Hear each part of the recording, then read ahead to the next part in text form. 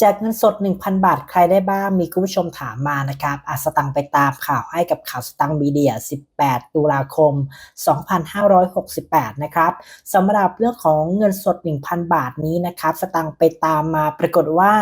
มันมีการแจกเงินสดบัตรสวัสดิการแห่งรัฐหรือบัตรคนจนจริงๆแต่ว่าเป็นเงินเบี้ยผู้พิการซึ่งจะได้รับในวันที่ 20 ตุลาคมนี้นะครับ 200 บาทแล้วก็มีหลายสำนักข่าวนะครับได้เอาเงินผู้พิการ 800